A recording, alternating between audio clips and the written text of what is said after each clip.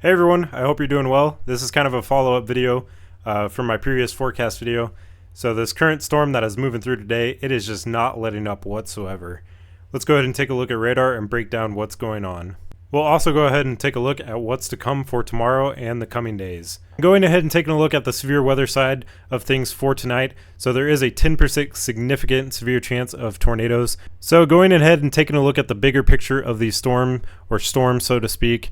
Up here across Kansas and Nebraska and parts of Iowa, this green is showing snow, which I'll take a look at the winter weather radar here in a second. That will show the actual snow.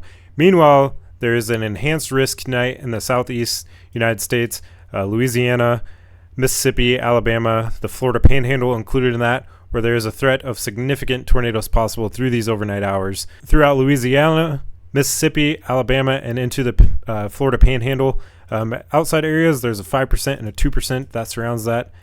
So there's currently some ongoing rain showers going on, possibly some sub-severe storms with maybe some small hail and gusty winds. We'll take a look at models. So we're going to go ahead and take a look at the composite reflectivity based on the HRRR model run. This kind of gives a good idea of what storms may look like on radar. This isn't a complete total what they're going to look like, but it gives a good idea. So we'll go ahead and move this forward. So it looks like it's going to be a pretty nasty squall line that moves through overnight. Could be some isolated severe storms in multiple different areas. For example, throughout here in Louisiana, into parts of Mississippi, even parts of Alabama, and then once again that Florida Panhandle. So if any of these storms can be kind of separate themselves and be more semi-discrete and semi-isolated, the tornado chance might be higher in those. But yeah, a major massive squall line looks to move through the area through the overnight and morning hours, and that severe risk shifts east and southeast the next day. We'll go ahead and take a look at the significant tornado parameter. So we'll go ahead and move that through. So the darker purples into like pinkish areas are going to be higher values, which indicate more potential for a significant tornado. So definitely these parts of Louisiana over here down New Orleans. It goes into Mississippi. Overnight hours kind of picks up. And for Alabama and the Florida Panhandle. So if you live down here, or you know anybody that lives in these areas that are going to expect these severe thunderstorms overnight, make sure they have multiple ways to receive warnings. NOAA weather radios are the best because your phone doesn't always work sometimes if the power grids and cell towers get knocked out and whatnot. So NOAA weather radio is your best option, but definitely make sure you have multiple ways just in case. Very, very dangerous setup that is set to occur through the overnight hours tonight down in the southeast United States. It's very unfortunate that there's probably going to be some significant tornadoes. Of course, we hope that's not the case, as when tornadoes strike at night, that's oftentimes when they're the most dangerous and deadly. So really hope if you live down there that you stay safe. And this is kind of just yet another echo of this storm really does not want to give up. As I mentioned previously, the severe weather risk moves east and southeast throughout tomorrow, Tuesday, January 9th. Making sure I got my days right there. Yeah, Tuesday, January 9th, the severe weather threat shifts east-southeast. There is an enhanced risk out already for parts of the Carolinas, North Carolina, South Carolina, Georgia, parts of southeast Alabama, Florida, much of northern Florida is in that. Go ahead and take a look at the tornado risk. So once again, for tomorrow, there is a 10% significant severe chance of tornadoes in multiple different areas, and 5% and 2% throughout other regions.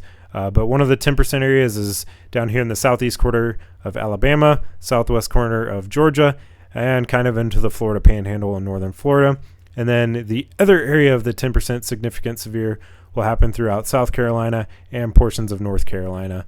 So definitely once again, I'm going to echo this. Make sure you have multiple ways to receive warnings throughout tomorrow and tomorrow evening into the night as well. And we'll go ahead and take a look at the winter side as well. So taking a look at here at the snow side of things and the blizzard side of things, this snowstorm up here in the Central Plains has caused a great deal of travel troubles throughout the day, with tons of highways in southwest and western Kansas being shut down, I-70, all these highways down here in southwest Kansas. So right now we're looking at the Wichita radar, which is showing heavy snow. It looks like on radar moving south, southeast, Hutchinson going down towards Wichita. You can kind of see it wrapping around. We'll go ahead and take a look at the Dodge City radar as well. I know they've been pummeled out there today with over 7+ inches of snow, and it looks like a pretty significant snow band going just to the east, northeast of Dodge City. That's going to cause even more snowfall to fall overnight. Looking at the Topeka radar, looks like we might have some rain up here near Topeka in the Kansas City area as well, but it is showing areas of snow, these blue areas. Sometimes the radar has a hard time deciphering it, but it's showing a pretty good snow band over here by Salina on I-70 as well. And then taking a look at Nebraska, where Nebraska has absolutely got pummeled today as well. I know just a little bit ago, North Platte eastbound all the way to Grand Island has been shut down, and I'll take a look at the road closure maps here in just a minute so you can get a better picture of that for Nebraska and Kansas as well. But snow continues out through Nebraska through the overnight hours too, as this kind of moves southeast. But tons of areas up here have gotten 5+ inches, 6+ inches of snow, as the snow kind of tapers off and goes south throughout the evening and overnight hours. But this snow is going to be no joke. We'll take a look at Iowa as well, where they are also getting some snowfall. Pretty good snow band just to the south of Des Moines. That's going to be probably moving into Des Moines if I put this radar into motion. We'll take a look. Yeah, it looks like it's moving north. So pretty good snow bands moving throughout Iowa as well. But down here in Kansas and Nebraska, the snow and blizzard-like conditions is just going to persist into the overnight hours, and it's only going to get worse with the winds picking up.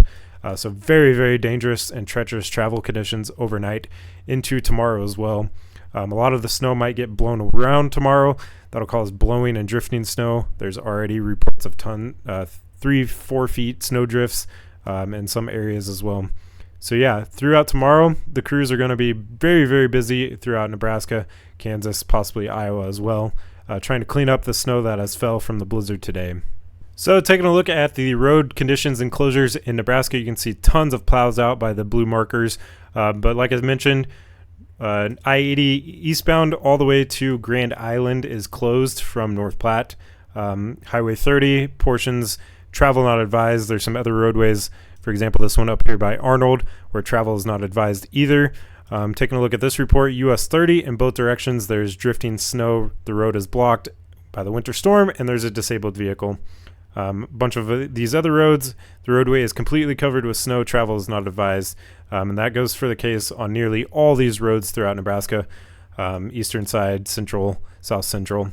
As travel, like I mentioned, travel will just be very, very treacherous and dangerous through the overnight hours. So if you are able, definitely stay safe and stay inside, and don't travel if you absolutely don't have to. And then taking a look at the roads and road closures throughout Kansas, like I mentioned, tons of roads throughout western, southwest, northwest Kansas are closed. All these marked in red are closed. So that's basically every single highway out of Dodge City, out of all these towns pretty much. It even spreads over here to Hutchinson and Newton, McPherson, even to Salina for I-70. And you got to understand, these road closures happen way further back, either west or east, depending on what the storm is doing. And they do that because hotels over here where it's already been closed throughout the day earlier, they fill up, the truck stops fill up with the truckers. So they got to keep pushing the closures back even further. That way people can utilize these hotels and other cities. Probably wouldn't I would probably expect this to even get moved further east throughout the night. But crews should be hard at work. Maybe not so much throughout the night, as it's not going to do much with the blowing snow, the wind that's going to be occurring. But tomorrow morning, crews will be definitely hard at work trying to get these roads cleared and safe for travel. So taking a look at the winter side, once again, this winter storm, storms do not want to let up whatsoever. We'll go ahead and move this forward. This is the total snowfall map throughout the Central Plains and Midwest. So as we move this into Tuesday, areas in Missouri, Iowa, and Illinois are expected to get more snowfall on top of what they've already accumulated today. So this model is showing up to 12, 13 inches in some areas, over 13 inches in other portions. This kind of huddles the Iowa-Illinois line. So this storm is just not wanting to let up whatsoever.